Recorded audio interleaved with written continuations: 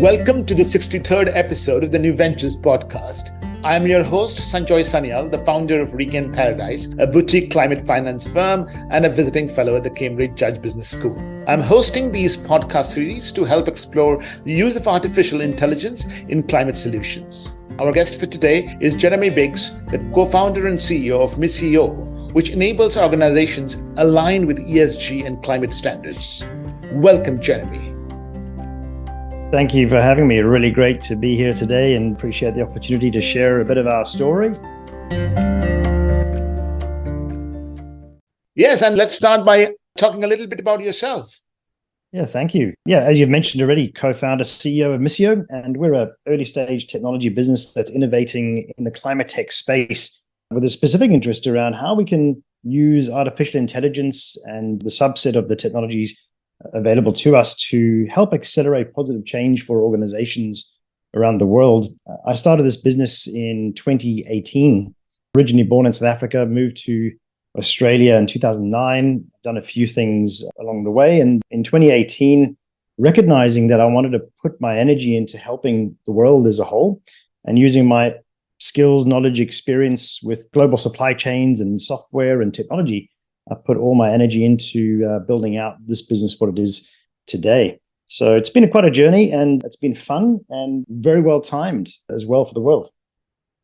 Indeed, well timed. You said that you have done a few things on the way and you're probably being a bit too humble. I know there have been at least a couple of other entrepreneurial ventures. What in your previous background enabled you to see this opportunity? Yeah, I think the key catalyst for me was really recognizing that there are so many challenges that we have in the world. And as I mentioned, I've got a bit of a history with distribution, supply chain, and various technology solutions. And I've also co-founded a soft plastics recycling company, technology company as well. I did a lot of work around traceability through supply chain, initially around how to identify modern slavery with smart technology. And this has naturally evolved into what Misio is today. We've worked with some of the largest organizations in the world to help innovate and provide solutions here in Australia in particular through different councils to enable recycling solutions and so forth. And the timing around Misio really culminated when I recognized mid-2021 that there is this perfect storm of regulatory compliance coming in. And most importantly, the need for organizations to understand, how do I even begin to operate my organization more sustainably? And even in the early days, going out and talking with companies, both large and small, and even in the climate tech space, the innovators, the new startups as well, there was a distinct lack of knowledge. And most importantly, no commercial growth drive that actually would shift that needle into enabling a board or a director of an organization to begin this journey. The reality is we needed more evidence, we needed more data, we needed a catalyst, right? We needed a compelling reason for the organization to take action. And this is where we started this journey with Misio, is to really think about how do we do that? And then how do we then simplify through really smart technology? I started by saying that you help companies meet standards. Obviously, we have a series of standard announcements that have come in the recent times. Is that the key driver? Is that the reason companies are coming up to you and saying, help us understand this, help us meet these needs? It certainly is one of those compelling reasons. I mean, I always talk about the pleasure and the pain. And first and foremost, you want to talk about the pleasure, the feel good. It's the, hey, we're doing the right thing for the world. And there are a small number of companies that really believe this and want to lean into building a better organization that fundamentally is helping people and planet. But the reality is that the big stick in the room of the pain is really this regulatory compliance. And around the world over the last, probably, I'd say 4 or 5 years, I've watched this evolve quite dramatically. Most notably here in Australia from 2021, when we set Misio up as this business and started accelerating this development pathway with artificial intelligence and smart technologies. This was still very nascent at that point in time. And watching as the world has evolved and recognizing that we have a global climate problem. And this global climate problem is $54 trillion and above, where we've really stripped the world or taken from the earth, from nature, and we haven't been paying that tax to put it back. and actually innovate as we go. So now the piper is playing the tune, and organizations around the world are needing to comply with the new standards that are coming in. For us, initially, this is recognizing that big companies have got a lot of resources, they've got teams of people that are doing these things, but also recognizing that part of the compliance, like the TCFD, TNFD for nature now coming in as well, also require an organization to look at their supply chain and their immediate stakeholders as well. And in that, there is this perfect storm of both, from my perspective, conscious consumer, people that want to support organizations doing awesome things in the world. And then there's compliance that comes in over the top that is really asking organizations to get this information, start this journey. And that, for me, absolutely is the biggest catalyst in terms of an organization needing to take action. As you know, it's a bit more complicated than that. A lot of companies are still sitting on the fence, and they'll wait right till the end, kicking the can, as they say, going down the road, until they really have to start doing something. But this is well and truly here. This is a new way of how we will measure corporate success in the future. And a lot of the information coming out now is actually in support of that conscious consumer, supporting companies as well. So yes, the compliance is the biggest catalyst that we have. Organizations and countries have different timelines, and they all have different requirements in terms of organization size. And this is going to unfold quite rapidly, I believe, over the next sort of 3 to 5 years. I like the pleasure and the pain point that you made. In Australia, is the drivers the international standards, the ones you already mentioned, TCFD, TNFD, or are there Australian variations of these standards? What I'm trying to understand is, has there been effort by local regulatory authorities to adapt them to the Australian context? Yeah, absolutely. Today, the alignment is very much in line with TCFD in particular. You look at New Zealand taking the lead here, where they put this into law first. And I think Australia has just taken a page out of that book. So the timelines for Australian organizations, and there's 3 different cohorts, as they say, depending on organization size. The first cohort officially is the 1st of July 2024. So this is next year. This is largely for organizations with $500 million in turnover and a certain level of assets and so forth.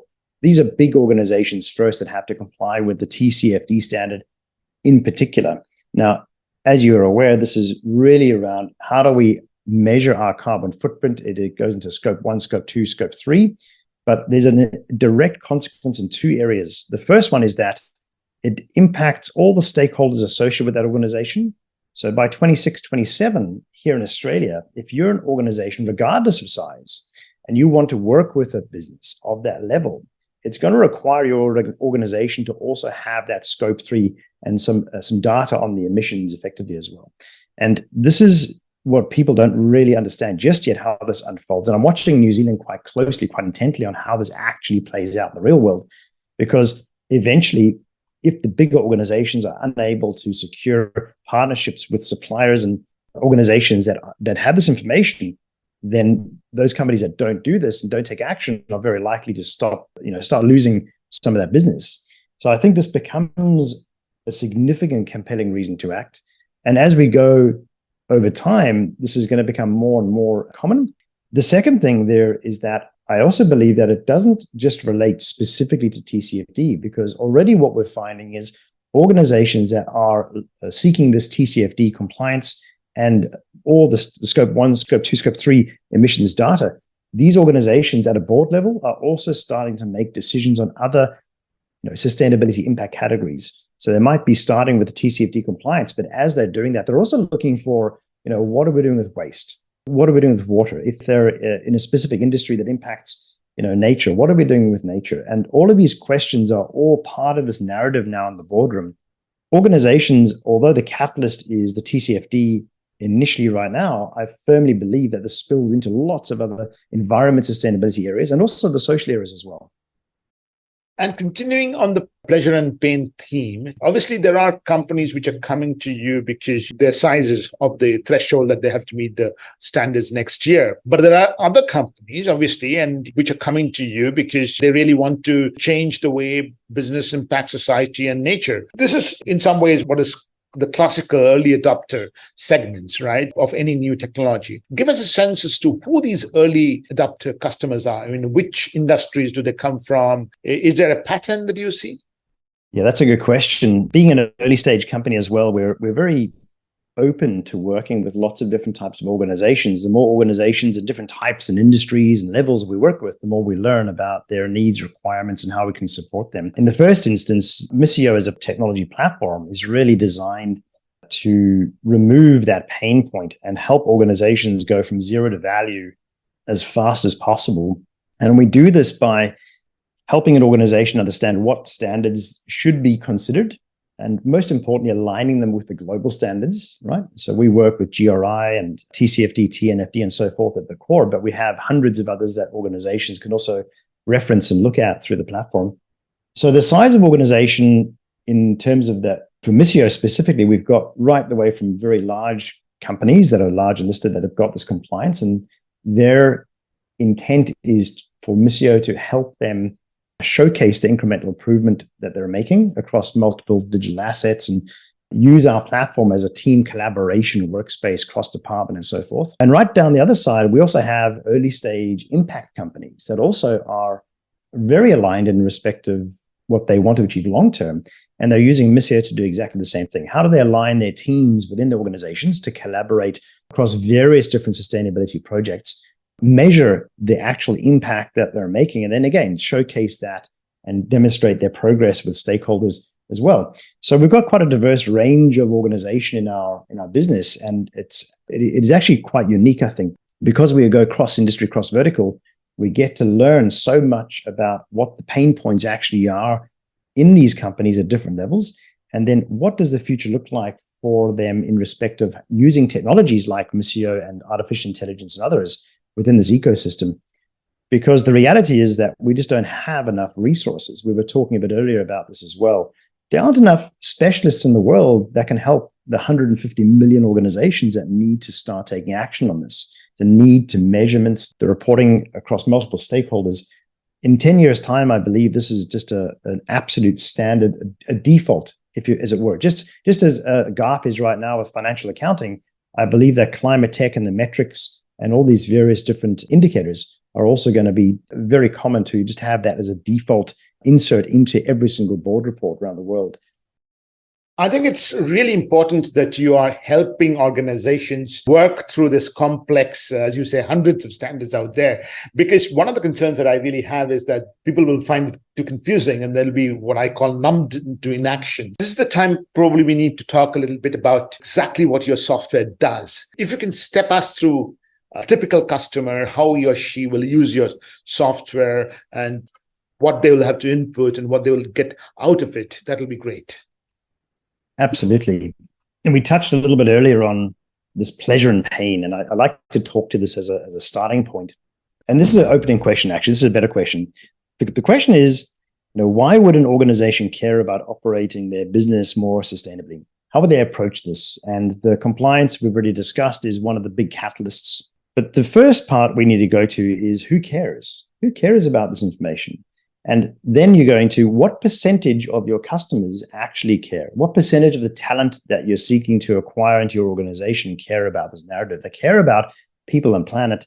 And this transcends big company, small company, startup. It's exactly the same thing. So until today, the ability to measure specifically what that is has been not possible. And this is the first thing that we built from a product perspective, is actually to help organizations understand what percentage of people actually care about this. So going back to pleasure and pain, very similarly, we've got two different products. And we've got one product that is really about the public showcase of progress that we can distribute across multiple digital assets. And we can actually help organizations measure how many people care about this narrative across all the different stakeholders. And then on the other side, from a utility perspective, and just talking through what our software does, is when a business creates a profile with us, what we're doing is we're looking for a baseline in respect of who this organization is, what industries they work in, what solutions do they offer, how big is their team, and where are they based.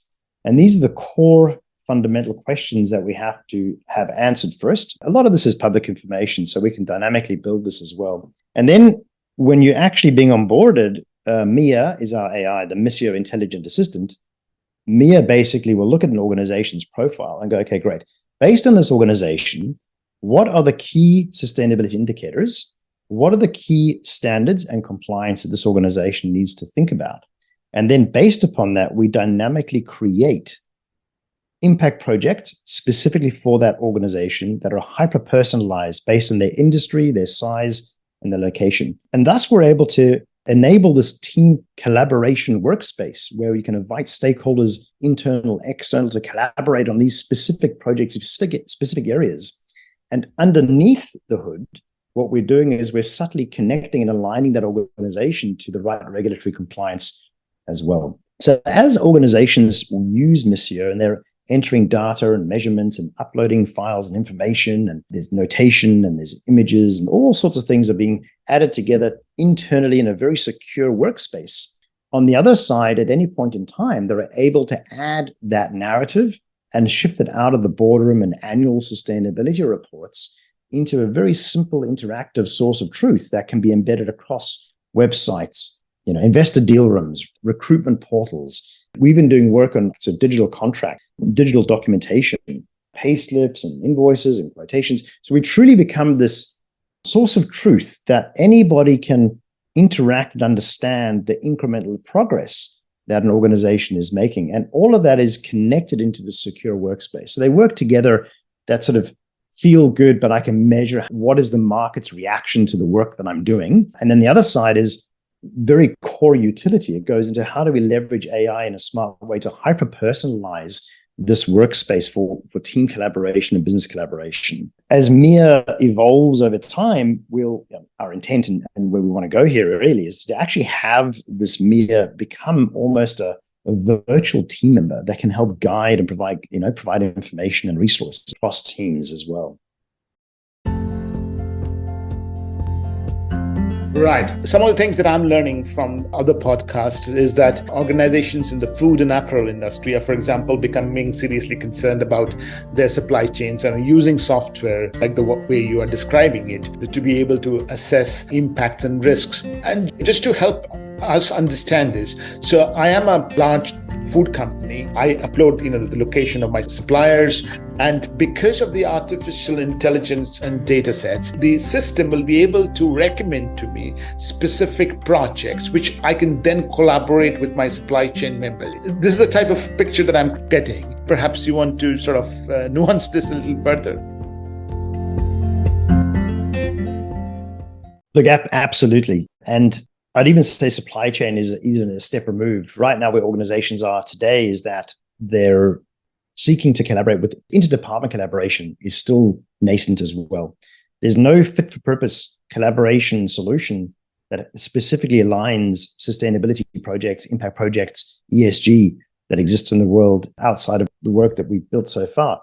So we have some options here. We have options around, okay, if you're using other technologies, how do we integrate with those technologies to streamline and aggregate this data and work well with the client's permission, with the business's permission? We can do this and have these custom integrations as well. So we can work very well in unison with other core solutions and business requirements in internal and external as well. But you're absolutely correct. The more the workspace is utilized, the more the Mia can learn, and additional recommendations can be made across different sustainability projects, how to measure them, what to do, how does that relate into the standards that are being set out. And then the byproduct of all of these collaborations and projects and information is, number one, a validation of work that's being done, which we use AI to do to validate this data.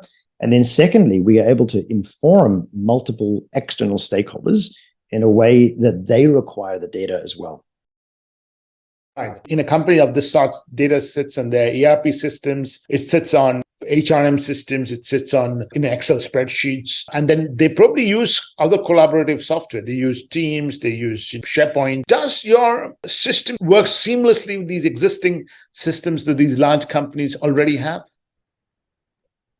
Yeah, this is what we're building into. Absolutely correct. We don't want to reinvent the wheel here. We want to help and add incremental value. One of the biggest challenges actually is that a lot of this information still sits in Excel spreadsheets. That's just the reality. These fit for purpose complex models that are built out, even with carbon accounting. There's thousands of carbon accounting tools, and we're seeking not to compete with any of that. We're really about how do we aggregate the data effectively into one core framework that can be utilized to streamline that reporting for external stakeholders and internal stakeholders as well. Our integration pathway is really around going, where does your information sit right now? How do we securely connect into getting specifically the information that's required at an aggregation level so that we can streamline assurance, streamline validation, and streamline the ultimate output reporting as well.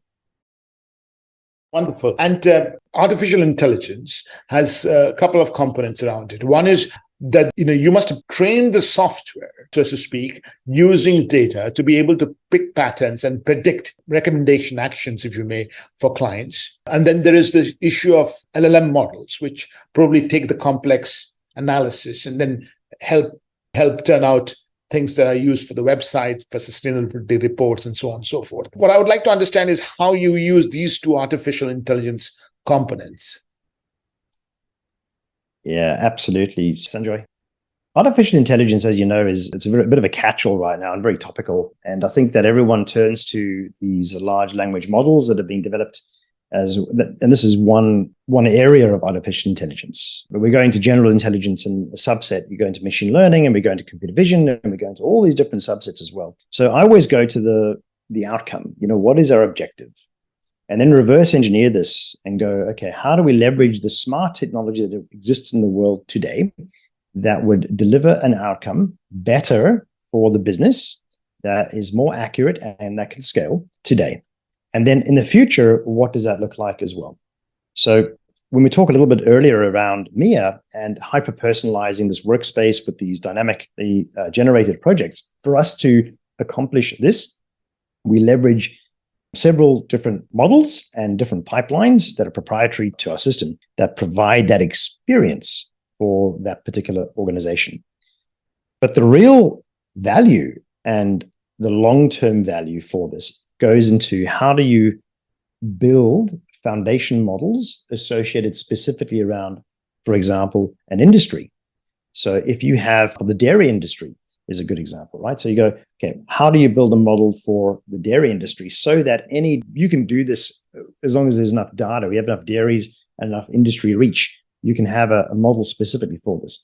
Now, then let's say this is in Australia or New Zealand, and then you might have a dairy farm in Africa. And now that dairy farm in Africa can leverage the same models to understand what are the things I need to do? How do I do them? How do I streamline these things? How do I optimize the work I need to do and the advice that we can provide that leverage that baseline foundation model, again, connecting into this hyper-personalized experience. So ultimately, for me, it goes into what are the models we can build, and we require data to validate and learn these. And there's a combination of AI, machine learning, and deep learning at an industry level and at an organization size level, and most importantly, the geography level as well, based upon those particular standards. Because there are so many different things to measure, it's not impossible, but it's really difficult for anyone to go, yep, here is a carbon cut template. You can just cookie cut and paste it and just use that, because there's just too many measurements to be considered and what to do. And companies are inundated and overwhelmed as it is. So how do we simplify this, connect it to the standards, and provide a degree of interoperability as well, I would say. That's a good word, from a data perspective too. And this helps us connect industry and organization together as we go. I don't feel that it is easy to do without leveraging a lot of these models that exist today, and certainly the models of the future. And I think it's a great use case for artificial intelligence. I think it's a really good use case to look at these big data sets and then seek to simplify something so complex. And Jeremy, can you make this come alive with an example of how a customer used the software to make a real impact?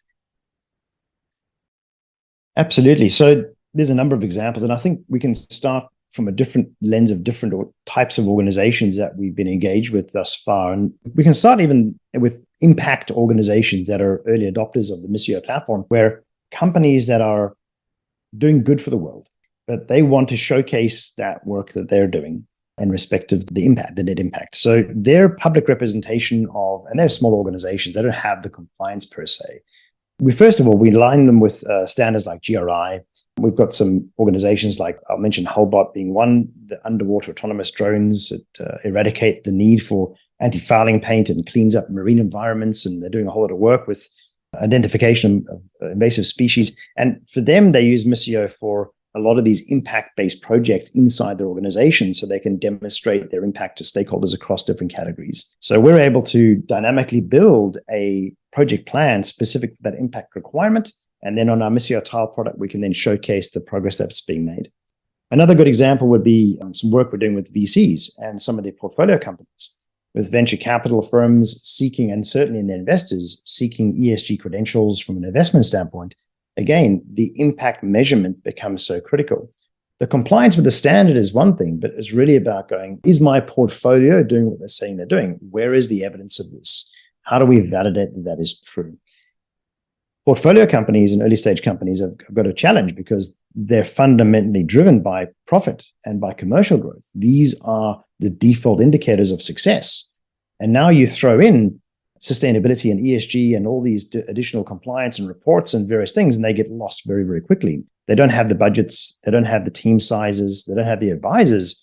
They still need the support to get things done. So there's a huge amount of work that we're doing to help that ecosystem as well. And I think that's all early stage.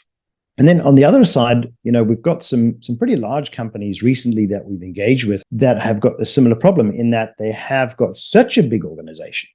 Now, there's a big challenge on how do you bring team leaders together in respect to this collaboration. And again, it goes into that hyper-personalized project to dynamically generate for them specifically.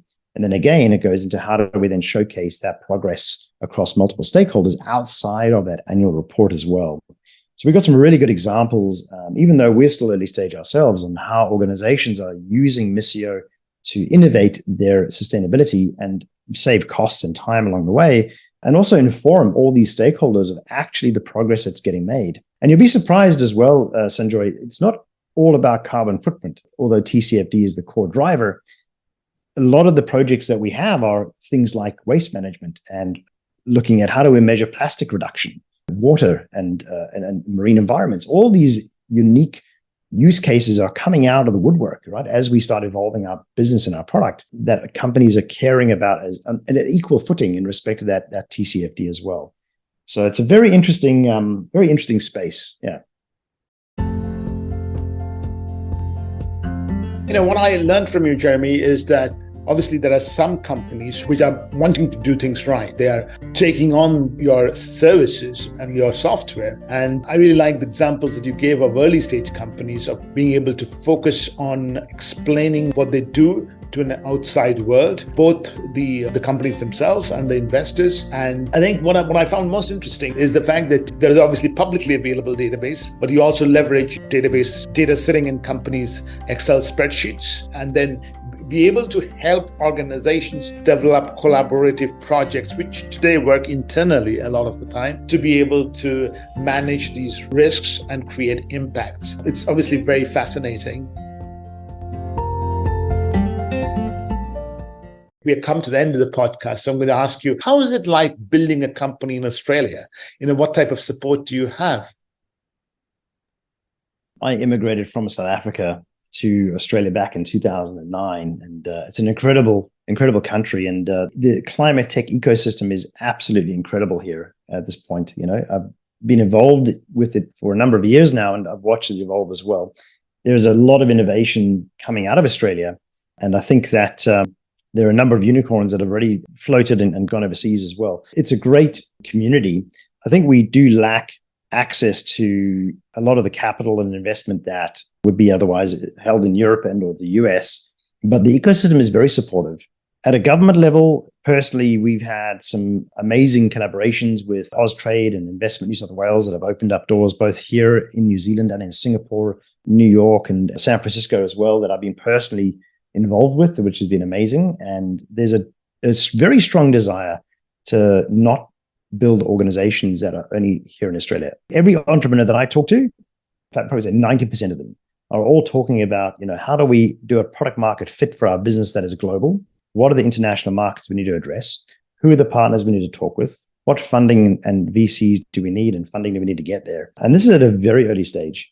So just like others, Misio is exactly the same. We haven't taken a view of we're building this for Australia. We're looking at the global markets. We're looking for where the collaboration opportunities and the growth opportunities where our organization can add the most value, both for large listed organizations, big end of town, but most importantly, that mid-market, the 150 million global organizations that don't currently have access to the fit for purpose tools, solutions, and assistance that they require. And this is what we're building into. And then I'll say, just in closing as well, I think that there's also a massive opportunity in developing economy, because you can't take a view of your business and go, we're doing right for people and planet, when you don't have access and information through that supply chain. Recognizing that most organizations don't have information beyond that first tier. We need to go several layers deep through those tiers and understand. And I'm a firm believer and advocate that as technology evolves, again, it's another really good use for AI, is to be able to connect more into this disconnected world and to be able to validate a lot of the data and information that's available out there, in particular developing economy, that will give companies that have the purchase power, right, to make the right informed decisions. And this is just the starting blocks. And I think over the next, as I said, 5 to 7 years, as the targets are set and need to be achieved, there's a bit of a pressure cooker coming. And I think a combination of healthy regulatory compliance and the big stick in the room with governments aligning and some pressure from the conscious consumer and the team, I think we're in a really good position to help accelerate some positive change. It's really nice to hear from you, Jeremy, about the ecosystem in Australia, because I haven't, as you know, done any work there. But I'm just going to ask you, what about incubation support? What about talent? Do you find that easy to access in Australia as well? This is an interesting question. Talent is the key to any good organization.